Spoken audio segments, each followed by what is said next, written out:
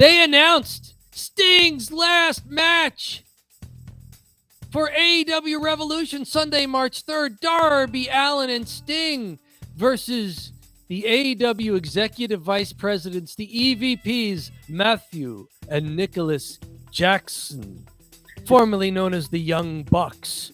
What do you think of this being Sting's last match? Darby Allin is in there. What say you for this? Well, I'll tell you what. Sting's had an awesome run in AEW, and it's really surprising to have a super old man.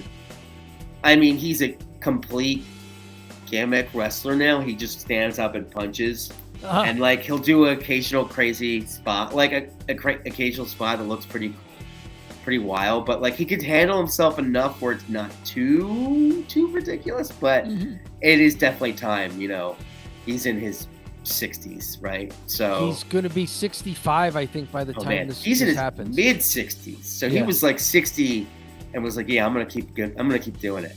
He was 60 before he came back to AEW. Yeah, so he had gas in the tank, which is pretty remarkable.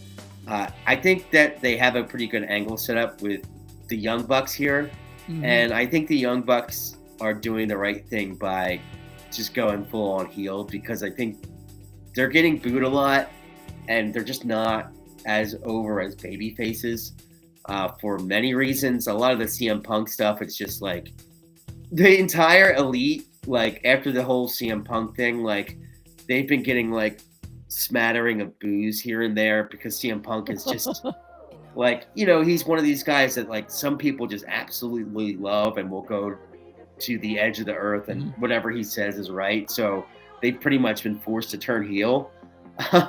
Should they have done it sooner? If it's working, should they have leaned into more of the stuff sooner? Yeah, they've been kind of treading water. I think they tried to bring them back as faces because they didn't really know what the crowd would react like. And at first the crowd was reacting positively to them after the big fight because they're like supportive of them.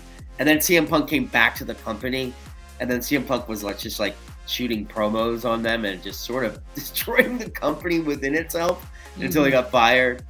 But you know, I think that course has been beaten to death by every YouTuber imaginable. Subscribe now. You bury the lead. It's the best. Anybody could have been in the position of the Young Bucks here and would have been instant heels had they attacked Sting and Darby Allin, right? Yeah. So it's interesting they have used this tag team, but I guess they just needed to be like, okay, let's solidify them as heels, and then they could be another top team moving forward. And after and then they can have the belts and then carry them for a while. So it's Sting putting guys over on his way out the door. He hasn't lost a single match in AEW. But if he's getting a long-term storyline over, then win or lose in his final match, like this is how you use him, right? Yeah. And you know, I'll be honest with you, I know for years and years and years and years, the retirement thing is you lose the match. Yep. That's that. I mean, why? You know? Like, why, right? Like, if Darby and Sting win it and then he retires and then they have the belts vacated, is that big of a deal? Do Matt and Nick Jackson need the belts? Like, you know. And this soon? Do they need the belts right now on March 3rd? Do they need it? Yeah. I don't know. So at least add some intrigue to me. It's like, okay, can we maybe get rid of this silly tradition where in the retirement match the people lose